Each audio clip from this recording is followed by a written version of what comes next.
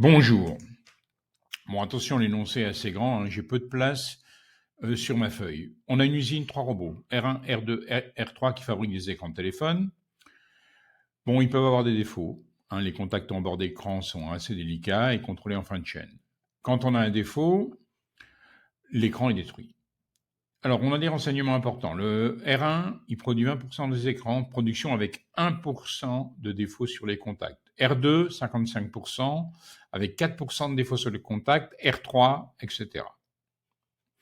Alors, attention, on pose RI, l'événement, l'écran est fabriqué par le robot I, et D, l'écran a un défaut. Déterminer la probabilité qu'un écran soit fabriqué par le robot R3.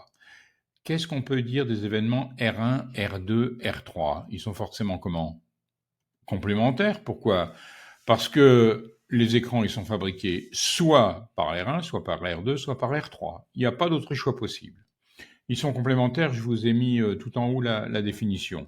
Donc on peut dire que P2R1 plus P2R2 plus P2R3, ça fait forcément 1. Il y a 100% de chance que votre écran soit fabriqué ou par R1, ou par R2, ou par R3. Donc P2R3, c'est quoi ? C'est 1 moins P2R1 plus P2R2, entre parenthèses, ou bien 1 moins P2R1 moins P2R2, ça nous fait 0,25. Alors, pour la suite du problème, c'est toujours astucieux de faire un arbre. L'arbre, vous posez votre crayon, vous dites « je suis un écran ». Je peux être fabriqué par R1, par R2, par R3. Bon, comme on a les pourcentages, ça correspond aux probabilités. On a 20% de chance d'être fabriqué par R1, ça nous fait une probabilité de 0,2. Bon, R2, 0,55, etc.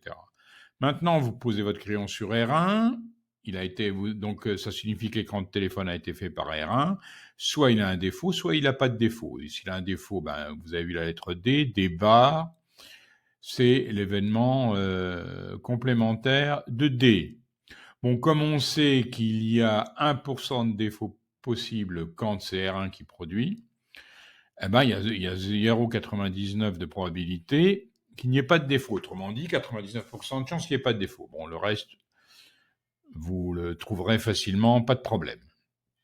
Alors, troisième question, R3 et D sont-ils des événements indépendants ? Alors, des événements indépendants, comme leur nom l'indique, ce sont deux événements, regardez en haut à droite, dont la réalisation de l'un n'influe pas sur la probabilité de l'autre.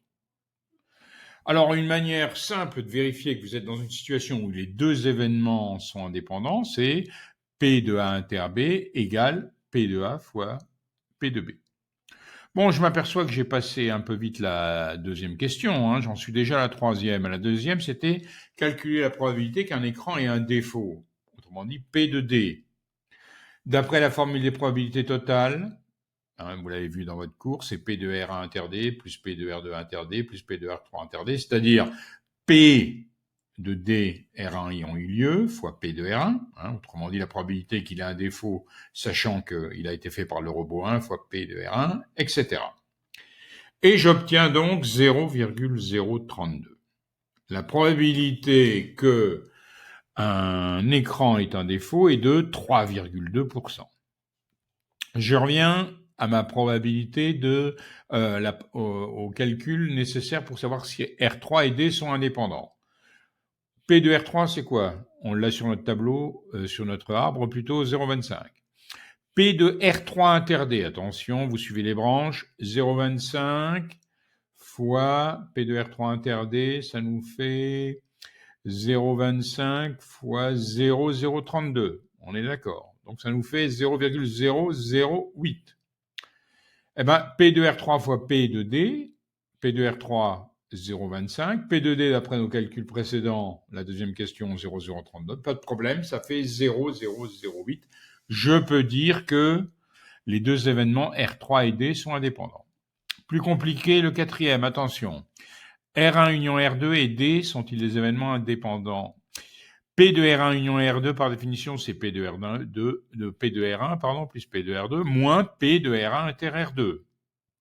0,2 plus 0,55, mais les deux événements, ils sont disjoints. On ne peut pas en même temps être fabriqués par le robot 1 et le robot 2. Donc, ça nous fait 0,2 plus 0,55 moins 0, ça nous fait 0,75.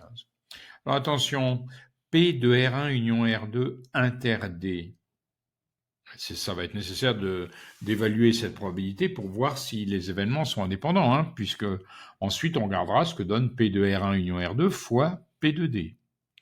Alors attention, hein, ce que j'écris en dessous, là, l'intersection, c'est distributif par rapport à la réunion. Donc ça nous fait P de D inter R1 union P de D inter R2. Alors là aussi, D inter R1 et D inter R2 sont disjoints. Donc, je peux dire que P de D inter R1 union ou plutôt P de D inter R1 union D inter R2, qu'est-ce que ça me donne? P de D inter R1 plus P de D inter R2, je trouve 0,006.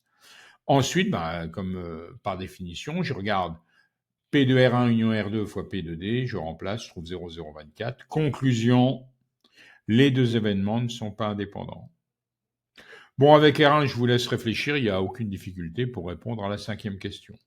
Bon, le passage délicat, c'est sûrement le passage où il faut penser que l'intersection est bien distributive par rapport à la réunion.